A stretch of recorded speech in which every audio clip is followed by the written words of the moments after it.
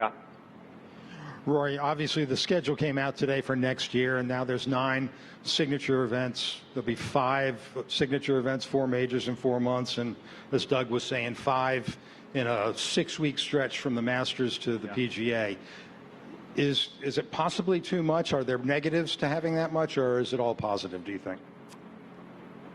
I mean, I think it's all positive. When you have like it's, golf really, it builds through the January, February, March months, and obviously, golf gets a huge, popularity spike or whatever through Augusta, and then to try to keep that momentum going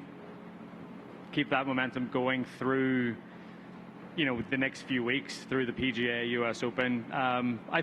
I think it's a good thing. Yeah, it's a quite a bit of a workload for the players to play that much golf in that stretch, but I think it's not as if we're having to travel halfway around the world to do it. These are all pretty easy stops on the East Coast for the most part, and but I think it'll be good. It'll be a good schedule, and I think if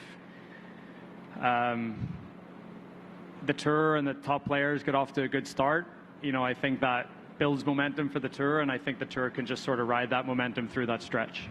As a quick follow, you aren't afraid to skip some signature events this year. Do you see yourself possibly skipping some in the future just because the schedule is going to turn out that way? Yeah, look, I'll always look at the schedule at the start of the year and see what best fits me and my life and everything else that I sort of do, whether it's with family or other opportunities that I'm pursuing outside of golf. So I'll always look at that. But yeah, I'll always choose the schedule that best fits me. And this year that meant skipping a few signature events. I might skip less next year.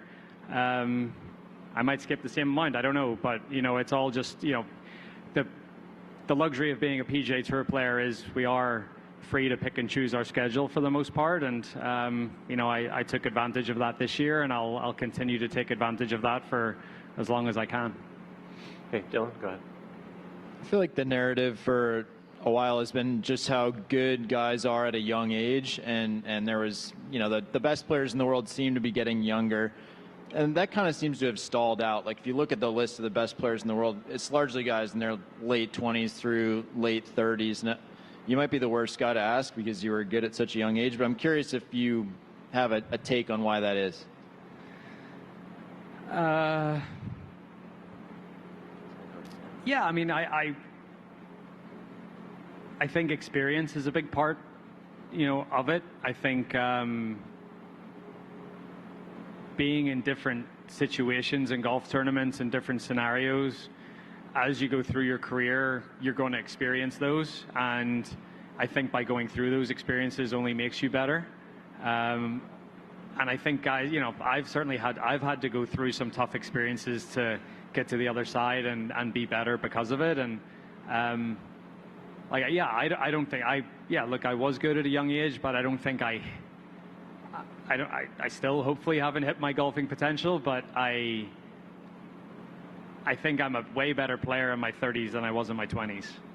And I think that's just to do with the experiences that I've had along the way. And I think you could say the same thing for a lot of the guys that, Scotty's not, he's certainly not old. He's 29. He's not 21, 22, but some of the younger guys. But, I think just the experience of what he's been through over the past, 5 or 6 years has gotten him to this point where, he's, inarguably the best player in the world. And I think he would say that's because of all the experiences that he's had up until this point.